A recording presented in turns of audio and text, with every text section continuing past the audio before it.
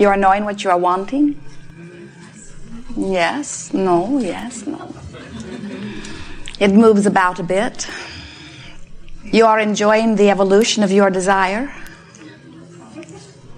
You are understanding that you are source energy, focused here in these physical bodies, on the leading edge of thought. Can you feel the fun and power and importance of your focus? Really good word, focus, because it's what creating is about. Your point of focus. Your point of attention, which is your point of focus, is your point of attraction. Attraction-based universe. No assertion. So you come forth with your personality, with your ability to see and perceive, and you look around. And through your comparative experience, you conclude personal preference, personal selfish, which is the only perspective you have, is through the eyes of self. So as you perceive from where you stand, you naturally begin to prefer. And each preference, large or small, no matter what it's about, is heard clearly, understood, and answered instantly. So as you are perceiving and preferring and sending, whether you know it or not, a vibrational signal that speaks the clarity of your preference, Source receives your signal and responds to it perfectly, and then your work is to let it in. So how could I be in my physical body and be perceiving my experience, and from knowing what I don't want and concluding what I do want, or knowing what I do want and therefore concluding what I don't want, how is it that I could want something and not be a vibrational match to it? And we say, because you've been trained to be such good observers, and you've been trained to be so objective. You weigh the pros and the cons and the pluses and the minuses. You're looking here and there and everywhere, wanting to be objective and wanting to be fair and truthful. And sometimes, without realizing it, in your observation of what is, you begin to develop vibrational patterns about what is, even though you would prefer what is to change. What is cannot change if you continue to offer the same vibration. You have to change the vibration that you're offering, which means you have to observe differently, you have to remember differently, you have to anticipate differently, you have to expect differently. You cannot do the same old thinking and expect the same old things and have anything change. Everything comes to you in response to your vibration. So we think it is helpful to help you to understand that you have two primary aspects going on in your vibrational point of attraction at all times. One is what you want, and the other is what you think about what you want. Some would say one is what your desire is, and some is what your beliefs are. But we would like to say whatever you're thinking about is causing a vibrational frequency, and law of attraction is matching that frequency. And you understand frequencies. You know that you cannot set your radio tuner to 98.6 and expect to hear what is being broadcast on 101. You know that the transmitter and the receiver have to line up. And this is the easiest way that we can say to you that the transmission called your desire and the transmission called your belief have to line up if you are to consistently receive those things that you desire. Some would say, well, I'm not getting what I want. And we would say, but you are getting what you believe. But we would like to change those words, believe, just a little bit, to something maybe a little less confining. We would like to say, just call it all thought. And then we would like to remind you that you have a guidance system within you that is letting you know in every moment what the vibrational content of your thought is. Let's say you're looking around, and from what you're living and observing in your own experience, you conclude right out, in other words, you know it, you could tell it to anyone, I want more money, or I want my physical body to feel better, or I want an improvement in this relationship, or I want a better job, I want more money from the job, or I want more satisfaction in my work. So as you make these statements of desire, the thing that we would be asking you is, but how do you really feel about this? And you would say, well, I really don't feel very good. I'm sick. Or I really don't feel very good. I don't have enough money. That's why I want something different. And we say, but you can't get something different if you are continually beating the drum of what is. Because whatever you are looking at, you are keeping active in your vibration. And so the part of you that's looking at what is, if it's something that you don't want, is holding that thing you don't want in your experience. The part of you that's looking at what is, if it's something you do want, is the part of you that's holding that thing that you do want in your experience. In other words, whatever you are giving your attention to is active in your vibration. And if it's active in your vibration, it's part of your attraction. And here's the best part. Well, they're all good parts, but here's the part that we've come to really remind you about. The way you feel is your indicator of how you're doing. As we're moving forward here today, we'll help you to understand how you can, more and more in every day, not only be aware of what you've got active, but what to do about it if it's something that is activated that is not in keeping with what you are wanting. Your future experience is being created now, but we don't want you to get too focused upon what you are creating in the future, because the tendency when you are thinking about future experience is to not tend to your vibration now. And if you're not tending to your vibration now, not only are you not improving your future experience, but you are in this moment holding yourself apart from all that you are wanting. In this time-space reality in which you are focused, we know that you have this sense of this buffer of time. You don't experience what you would call instant manifestation.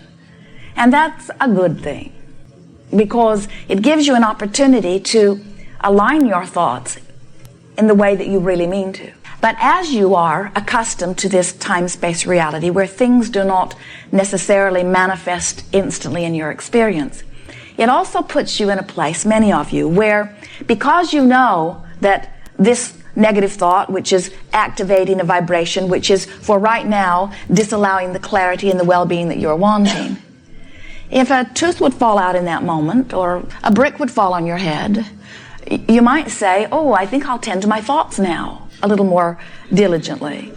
But because there is no big manifestation, not initially, then many of you are sort of comfortable in being sloppy about your thinking because the guidance system comes in the form of emotion. And sometimes you come to feel sort of at one with the emotions that you've been feeling. Being a little ornery starts to feel normal, or being a little angry starts to feel normal. And so you miss the guidance that is letting you know what is active in your vibration. Recently we had a conversation with someone who was concerned about her unconscious thoughts.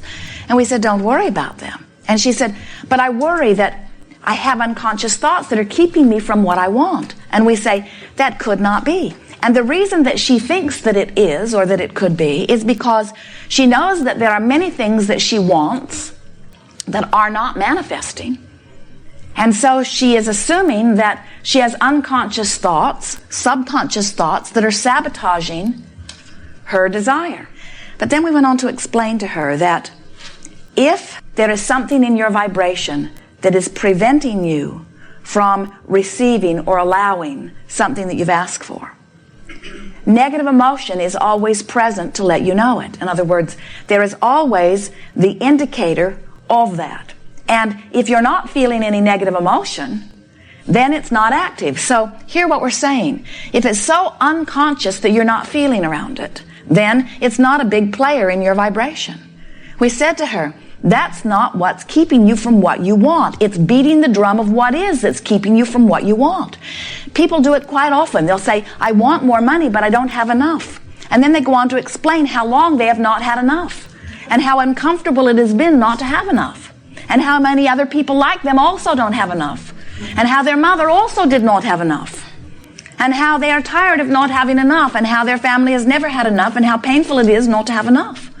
And we say, you cannot continue to beat the drum of there not being enough of something that you want without making that the most active part of your vibration. So even though you occasionally or even frequently make your statement of desire of having more, if you are making your statement of desire of wanting more from this place of feeling that you don't have enough, more cannot come. Not because you don't deserve it, not because you don't want it, not because Source hasn't heard it, not because Source hasn't answered it, but because you're beating the drum that is holding you in a vibration that is disallowing the alignment of signal that is necessary for the receiving of that which you want. So, We call this gathering the art of allowing. And what it really means is the art of allowing the energy of my source to flow through me. People misunderstand that. Sometimes they think that the art of allowing means just getting really good at not reacting negatively to negative conditions. See them, hate them, and just bubble inside about them. Don't do anything about it. Don't join any protest groups, or don't do anything about it. Don't speak about it. Don't stand up for yourself. Just take it. And we say that's more what tolerating is. Allowing is tuning yourself to things that feel good while you're tuning. Allowing is wanting so much to feel good because you want so much to be in sync with the source that is you, that you look for thoughts, whether you are perusing the past in your memory, or the present in your observing, or the future in your expectation or visualization. As you are looking for that which feels good when you find it, you are practicing the art of allowing. And the more you do that, the more you vibrate there. The more you vibrate there, the easier it is. Because law of attraction is always helping you out. So when we talk about the art of allowing, we're really talking about the path of least resistance. Path of least resistance is a less positive way of saying it, but it really means the same thing. It's sort of like getting in the stream and going with the flow. And the stream is a stream of well-being. That's the first and most important premise that we want you to acknowledge. The stream is a stream of well-being, utter well-being. And so it is your legacy, it is your expectation. You knew when you came into these physical bodies that you would thrive. And you knew you would have a guidance system that would let you know whether you were on your path of thriving or not. So the art of allowing is choosing the thought that causes me to offer a vibration that has no resistance and therefore does not disallow the source that is me. Imagine that you meet a friend. And this is a friend that you trust very much. And the friend says to you, I want to take you on a very wonderful journey. And you say, where are we going? And your friend says, well, you probably aren't going to recognize much of it, but I promise you, it's going to be delightful. It's going to be really fun. It will be fulfilling in ways that I cannot describe easily. And you say, well, it sounds good. Will you be going with me? And your friend says, I will, but I will not really be available to you to see necessarily. And you say, well, that makes me feel insecure. You're taking me to a place that I'm unaware of, and you're not going to be there. How will I know if I'm making the best of it? And your friend says, well, there will be a ringing of a bell. Listen to this ringing of this bell. And you say, I hear that. That's a lovely bell. And your friend says, just listen for the ringing of this bell, and always follow the ringing of this bell. And as you follow the ringing of this bell, your path will unfold. It will surprise and delight you. It will always feel good. You will thrive in all ways. It will be the adventure of all adventures. It will be a glorious time. And you say, sounds good, let me at it. And off you go.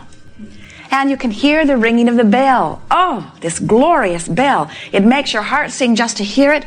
And sure enough, as you follow the ringing of the bell, wonderful things are happening to you. People are kind to you. People are nice to you. People are deliberate around you. Your world is unfolding perfectly. Your body feels wonderful. You see things that are so amazing. You're so happy you've taken this trip. And then you hear some clamoring over there that gets your attention, and you turn your attention to it. And while you turn your attention to it, you don't realize it, but you're no longer hearing the ringing of the bell. But there's something over there very loud that's gotten your attention. And so you give your attention to it, and as you give your attention to it, you notice you don't feel very good, and your path gets sort of dimmer and darker, and not nearly as lovely things are there.